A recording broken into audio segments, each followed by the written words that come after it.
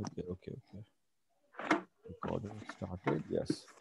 Now, हम लोग पढ़ रहे हैं that is what is sarcomere. That is the muscle fibres जो भी होते हैं, they are arranged in presence of a large arranged filaments. They are called micro filaments और माइक्रोफाइब्रिल्स. लास्ट क्लास हम लोगों की यहाँ पे खत्म हुई थी. Yes or no? मायोफिलामेंट्स और मायोफाइब्रिल्स पे आके लास्ट क्लास खत्म हुआ था. Yes sir. ठीक है. इन मायोफाइब्रिल्स और मायोफिलामेंट्स को अगर आप माइक्रोस्कोप में देखिएगा तो एक अल्टरनेट बैंड्स के तौर पे दिखाई दे रहे होते हैं. लाइट बैंड और डार्क बैंड, या डार्क बैंड या लाइट बैंड.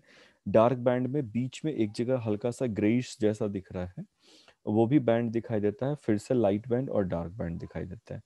और यहाँ पे लाइट बैंड में भी आपको एक लाइन सा दिखाई दे रहा है जिसको हम लोग जेड लाइन बोलते हैं. तो आज का जो टॉपिक का डिस्कशन है वो कंप्लीटली कॉन्सेंट्रिक होगा कि हमारा जेड लाइन क्या होता है, ए बैंड क्या होते हैं, आई बैंड क्या होते हैं, सार्कोमियर्स क्या होता है, एच जोन क्या होता है. इन सारे डेफिनेशंस को हम लोगों को जानना है. ये इम्पोर्टेंट क्यों है, या इससे कितना ज़्यादा इम्पोर्टेंट है ये जानने के लिए कि आपको एक लाइन या 5 लाइन का डेफिनेशन लिखने के लिए आ सकता है. जेड लाइन का, ए बैंड का, आई बैंड का, एच जोन का या सार्कोमियर का. तो आपसे कुछ भी एक पैराग्राफ, एक एक नंबर, 5 नंबर, 2 नंबर, ये सारी चीजें. अरे ये कहाँ चला गया? एक सेकंड बच्चा. तो ये सारे जो डेफिनेशंस हैं या जो टर्म्स यूज किए जा रहे हैं उससे रिलेटेड आपसे सवाल पूछा जा सकता है. तो मेरा प्राइम कंसर्न है यहाँ से बीच का स्ट्रक्चर को डिस्कस करना, और इसी चीज को यहाँ पे रिपीट किया गया है दोनों साइड में. तो हम लोग क्या कर रहे हैं, इस जेड लाइन से इस जेड लाइन के बीच का जो स्ट्रक्चर है हम लोग उसको डिस्कस करेंगे एक एक करके. क्लियर है? Yes. Yes sir. Muscle contraction और रिलैक्सेशन कैसे होता है, किस तरह के प्रोटीन से मिलके बना हुआ होता है, ये सब हम लोग अगले अगले क्लास में 1 बाय 1 डिस्कस करते चले जाएंगे. We will go really slow so that we can make it understand in a very easy way. तो एक alternate light and dark bands हैं. जब आप सार्कोमियर को एक आप स्ट्रक्चर के तौर पे देखिएगा तो एक अल्टरनेट लाइट और डार्क बैंड दिखते हैं. अगर आपको स्पॉटिंग में सिर्फ ये इमेज दिखाया जाए तो आप आसानी से पहचान सकते हैं कि ये सार्कोमियर का स्ट्रक्चर है. और यहाँ पे आप ये कर सकते हैं, नेमिंग कर सकते हैं. सार्कोमियर है, आप यहाँ पे डाल दो, इसको जेड लाइन से दिखा दो, इसको लाइट बैंड से दिखा दो या एक्टिन से दिखाओ, डार्क बैंड को मियोसिन से दिखाओ. ठीक है. और यहाँ पे फिर से जेड जेड लाइन दिखा दो. ये पूरा का पूरा ए बैंड होता है. ठीक है. जबकि बीच का वो एरिया, हाँ बीच का वो एरिया जो ग्रे कलर का है उसको आपको जेड जोन दिखा दीजिए. और यहाँ से यहाँ तक सार्कोमियर सार्कोमियर ड्रॉ करके दिखा दीजिए. सो इस तरह से क्या होगा कि आपको एक स्पॉटिंग के तौर पे भी ये इमेज आपको दिखाया जा सकता है. मेरे ख्याल से अभी मेरे को मालूम नहीं कि आप लोग के स्कूल में कैसे होता है कैसे नहीं. हम लोग जैसे आर्मी स्कूल से मेरी पढ़ाई हुई थी, तो आर्मी स्कूल में पूरा का पूरा ये डायग्राम दे दिया जाता था और इसमें कुछ भी नोमेनक्लेचर नहीं होता था. और क्या करते थे, ए 1 2 3 4 और 5 टर्मिनोलॉजी दे दिया जाता था और आपको स्पॉटिंग में बोला जाता था कि 1 क्या है, 2 क्या है, 3 क्या है, 4 क्या है, 5 क्या है, आप इसको पहचानिए. और साथ में ये जेड लाइन ही क्यों है, ठीक है, ये ए बैंड ही क्यों है, ये एच जोन ही क्यों है, ये आई बैंड ही क्यों है, ये सार्कोमियर ही क्यों है, ये सारा चीज एक्सप्लेन भी करना पड़ता था. ये स्पॉटिंग के अंदर में हम लोगों के आता था. इज इट और नॉट? Yes yes. ठीक है. Yes sir. मोटा मोटी आज का जो क्लास है वो बहुत अच्छे से समझ में आ गया होगा कि हम लोग टारगेट क्या कर रहे हैं. So there are 2 proteins that constitute the microfibrils, they are actin और मियोसिन. तो ये पूरा का पूरा माइक्रोफाइब्रिल जो इन सब से बना हुआ है, पूरा का पूरा मसल का एक मसल के एक यूनिट को अगर मैं बोलूं तो पूरा का पूरा एक मसल यूनिट जो होता है वो 2 तरह के प्रोटीन से मिलकर बनता है, दैट इज एक्टिन और मियोसिन. याद रखने के लिए हम इसको सेंटेंस के बजाय पॉइंट वाइज करके निकाले हुए हैं कि एक्टिन जो होते हैं उसको आप लाइट बैंड या आइसोट्रॉपिक या आई बैंड बोलते हैं. याद रहेगा, एक्टिन, लाइट, आइसोट्रॉपिक या आई बैंड. याद रहेगा? Yes, sir. ठीक यस है। सर। वहीं पे म्योसिन जो होते हैं उनको डार्क बैंड बोला जाता है। ये एनिसोट्रॉपिक है। रुक जाओ, यहाँ पे एक वो छूट गया है, आई के ऊपर का वो छूट गया है। एनिसोट्रॉपिक है और इसको ए बैंड भी बोला जाता है। यानी कि ये जो लाइट बैंड आप देख रहे हैं, let me have some other colour so that की विजिबल ऑन टू इट। ये जो आप लाइट बैंड देख रहे हैं, they are isotropic. Yes or no? Yes, sir. अब आप यस सर। देख लीजिए, अब आप देख लीजिए, आई बैंड का डिफिनीशन आपको पता चल गया है, हाँ या ना? यस। तो आप क्या बताइएगा कि ये लाइटर इन कलर है। आई बैंड की प्रोबेबिलिटी, ये प्रॉपर्टी क्या क्या है?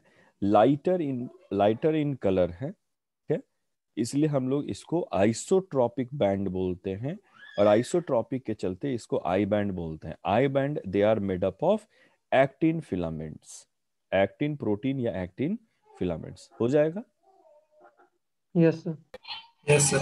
ठीक है। नाउ म्योसिन्स जो होते हैं, दे आर डार्क बैंड्स, इसको हम लोग एनिसोट्रॉपिक बोलते हैं, और हम लोग इसको ए बैंड लिखते हैं। तो आपके पास में ए बैंड यहां से यहां तक दिखाई देता है। एक्चुअली में सिर्फ म्योसिन नहीं है, म्योसिन प्लस एक्टिन दोनों ही मिलकर के डार्क बैंड बनाते हैं। म्योसिन प्लस एक्टिन दोनों मिलकर के डार्क बैंड बनाते हैं, क्योंकि आप देखिएगा कि डार्क बैंड का जो ए बैंड दिखा रहा है, वहां पे एक्टिन भी है और म्योसिन भी है, हाँ या ना? द डार्क बैंड जो आप देख रहे होते हैं यहां से यहां तक का, वो एक्चुअली बुक में दिया हुआ है कि म्योसिन डार्क बैंड होते हैं और एनिसोट्रॉपिक, या उसको हम लोग ए बैंड भी बोलते हैं।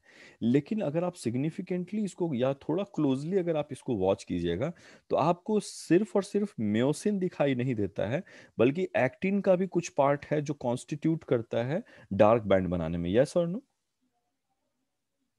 Yes, sir. ठीक है। Yes sir. लेकिन चलो फिलहाल हम लोग किताब के हिसाब से चलते हैं। That is myosin is the dark band area, जिसको हम एनिसोट्रॉपिक बोलते हैं, या फिर उसको ए बैंड भी बोला जाता है, हाँ या ना? Yes sir. Yes, sir. Now फिर से इसी डायग्राम को थोड़ा हम कैरी फॉरवर्ड किए हुए हैं। अरेंज्ड, ये जितने भी एक्टिन और म्योसिन फिलामेंट्स हैं, वो सारे के सारे रॉड लाइक स्ट्रक्चर में अरेंज किए हुए होते हैं, पैरेलल टू ईच अदर। अब यहां से वापस से इसको ध्यान दो जरा सा, अगर हम जूम करें तो you can easily see that कि रॉड लाइक स्ट्रक्चर है और एक दूसरे के पैरेलल वे में यहाँ पे अरेंज किया हुआ है। ये फिर यहाँ पे है, यहाँ पे है, यहाँ पे है। Yes or no? Yes sir. ठीक है। Yes, तो sir. जो भी एक्टिन और myosin, they are the proteins which are rod like structure and they are arranged parallel to each other. यहाँ पे साथ ही साथ में एक्टिन इज थिन और म्योसिन इज थिक। यहाँ पे आप देखिएगा कि एक्टिन जो होते हैं वो थोड़ा सा थिन फिलामेंट होते हैं, यानी पतले स्ट्रक्चर में होंगे, और म्योसिन जो होते हैं वो थिक होते हैं, और इसी का नाम, इसी के स्ट्रक्चर के नाम से उनको थिन और थिक फिलामेंट भी बोला जाता है। कई जगह पे आप देखिएगा कि एक्टिन और म्योसिन को यूज नहीं किया गया है, बल्कि थिन फिलामेंट यूज किया गया है, और थिक फिलामेंट उसका नाम को यूज किया गया हुआ है। इज इट क्लियर और not? Yes sir. Yes, sir. अगर किसी प्रोटीन की बात करेंगे, तो अगर वो सिर्फ पैरेलल अरेंजमेंट में, यानी कि कोई प्रोटीन एक दूसरे के ऊपर सिर्फ स्टैक किया हुआ है, स्टैक करने का मतलब जैसे आप किताब या कॉपी को अपने रैक पे रखते हैं, और अगर उसको कोई सपोर्ट नहीं मिले, तो क्या होगा? उसका स्ट्रक्चर क्या स्टेबल रहेगा क्या? No, sir. नहीं नो मिलेगा। सर। तो हमारे पास में एक और बैंड आता है, एक बैंड स्ट्रक्चर है जिसको हम लोग जेड लाइन बोलते हैं। Let me go to this point, ठीक है? थोड़ा सा जूम आउट करेंगे तो ज्यादा अच्छा रहेगा। यस। तो जेड लाइन जो है वो एक fibre, elastic fibre in centre of I bands. तो अगर आप आई बैंड का ध्यान से देखिएगा, तो आई बैंड क्या था? आइसोट्रॉपिक था। Yes or no? Yes, sir. और Yes, sir. Yes sir. Light. ये पूरा का पूरा आई बैंड था, लाइट जोन में आइसोट्रॉपिक लिखते थे, या यहाँ पे आई बैंड आपको दिखाई दे रहा है, और एक्टिन में यस पाया सर। जा रहा है। ये एक्टिन से मिलके बना है। तो ये पूरे के पूरे आई बैंड के बीचों बीच में एक लाइन जो है वो आपको दिखाई दे रहा होता है। आई बैंड के बीचों बीच में एक लाइन है जो आपको दिखाई दे रहा होता है, और ये जो लाइन होते हैं ये elastic fibre in the centre of I band, यानी कि आपके आई बैंड के बीचों बीच में एक इलास्टिक फाइबर जैसा स्ट्रक्चर आपको दिखाई देता है, जिसको हम लोग जेड लाइन बोलते हैं। जेड लाइन का काम क्या होता है कि ये जितने भी एक्टिन फिलामेंट्स होते हैं वो उनको अटैच करके रखने का काम करता है। समझ में आएगा? Yes sir. Yes sir. हम लास्ट में, ये आज का क्लास खत्म होने के पहले, हम पूरा इसी स्ट्रक्चर को सिर्फ आपको डिफाइन कर देंगे। तो जितने भी आपके जेड लाइन है जो ब्लैक कलर से यहाँ पे दिखाई दे रहा होता है, जितने भी स्ट्रक्चर है जो जेड लाइन है वो ब्लैक कलर से दिखाई दे रहा होता है, ये elastic fibre in the centre of I band पाए जा रहे होते हैं। और ये जो थिन फिलामेंट्स हैं, थिन फिलामेंट, अब देखोगे हमने कहा था ना कि आपको कई जगह एक्टिन और मायोसिन यूज नहीं किया जाएगा, थिन और थिक फिलामेंट यूज किया जाता है। उस वक्त में बिल्कुल ही कंफ्यूज मत होइएगा या क्वेश्चन मत पूछिएगा कि सर ये थिन फिलामेंट क्या होता है, थिक फिलामेंट क्या होता है। हो जाएगा? हाँ या ना? Yes sir. Yes sir. Elastic fibre filaments होते हैं, they are attached to the Z line. Now answer me, what are thin filaments? Actin or myosin? Actin. बहुत अच्छा। एक्टिन। तो ये जो थिन फिलामेंट है एक्टिन, वो जेड लाइन से अटैच्ड होते हैं, और thick filament and the thin filaments are arranged alternatively and they are attached with each other with the M line. किताब के जो नोट्स हैं उसमें एम लाइन को डिनोट नहीं किया गया हुआ है, लेकिन मैं थोड़ा सा आपको, थोड़ा नहीं बहुत ज्यादा जूम करके आपको बताता हूँ कि एम लाइन जो है वो कैसा दिखाई दे रहा होता है। मेरे ख्याल से एम लाइन कहीं पे भी ड्रॉ नहीं किया है। इज इट विजिबल और नॉट? मैंने बहुत ज्यादा जूम कर दिया है फिर भी। इज इट विजिबल और नॉट? Yes sir. ऑनलाइन पढ़ाने का लेकिन एक अलग ही मजा है, हाँ या ना? Yes sir. तो जेड लाइन जो है, जेड लाइन से आपके थिन फिलामेंट एक्टिन्स जो होते हैं वो जुड़े हुए होते हैं, और एक्टिन और मायोसिन या थिन और थिक फिलामेंट्स, थिन फिलामेंट और थिक फिलामेंट जो है ये अल्टरनेटिवली अरेंज्ड होते हैं, यानी थिन फिर थिक फिर थिन फिर थिक फिर थिन, और ये दोनों एम लाइन से एक दूसरे से जुड़े हैं। अगर आप यहाँ पे जरा सा भी विजुलाइज कीजिएगा तो एक स्ट्रक्चर है जो प्रोट्रूडिंग आउट दिख रहा है, बाहर की ओर निकले यस सर। दिख रहे हैं। हम लोग जब इसके कॉन्ट्रैक्शन और रिलैक्सेशन को पढ़ेंगे तो एम लाइन के बारे में और अच्छे से जान होगी कि आखिर किस तरह से थिन और थिक फिलामेंट एक दूसरे से जुड़े हुए हो सकते हैं। यहाँ पे आप देख रहे हैं ना ये वाला स्ट्रक्चर जो है। Yes yes sir. Now you can easily see that कि थिन और थिक फिलामेंट जो है वो एम लाइन से जुड़े हुए हैं, जो यहाँ पे मेंशन नहीं किया गया हुआ। तो जेड लाइन के बारे में दिया है कि ये एक इलास्टिक फाइबर होता है जो आई बैंड के बीचों बीच में पाए जा रहे होते हैं, यानी कि एक जेड लाइन, फिर थिन फिलामेंट, फिर थिक फिलामेंट जुड़ा हुआ, फिर थिन फिलामेंट, फिर जेड लाइन, फिर थिन फिलामेंट, फिर थिक फिलामेंट, फिर थिन फिलामेंट, फिर जेड लाइन। तो ये एक रिपीटिंग यूनिट दिखा रहा है। जेड लाइन क्या दिखा रहा है कि सार्कोमियर का एक रिपीटिंग यूनिट दो जेड लाइन के बीच में पाए जाएंगे। Yes or no? Yes sir. Yes. Sarcomere का स्ट्रक्चर कहां से कहां तक है? दो जेड लाइन के बीच में यही आपका एक यूनिट है, वन यूनिट ऑफ सार्कोमियर है, जिसके कॉन्ट्रैक्शन और रिलैक्सेशन से मसल काम करना स्टार्ट करते हैं। Yes or no? Yes sir. Yes sir. कहीं कोई डाउट है? कहीं कोई डाउट है सारे बच्चे? सर एक बार एम लाइन क्या था वो? M line is basically a attachment between the thin और thick filament, उसको हम M line से डिनोट करते हैं। Thick and thin filaments are arranged alternatively and are attached with each other by M line. यहाँ देखोगे यस यस। ये जो थिक फिलामेंट है वो किसी जेड लाइन से अटैच्ड है? Thick filament no sir. नहीं है नो ना? सर। No sir. ठीक है। तो अगर आप देखिएगा तो इस एनोटेशन में क्या प्रॉब्लम आ जा रहा है यार। हाँ, चलो आ गया। Now, this thick filament is not attached with any base, so it has to get stabilized as well.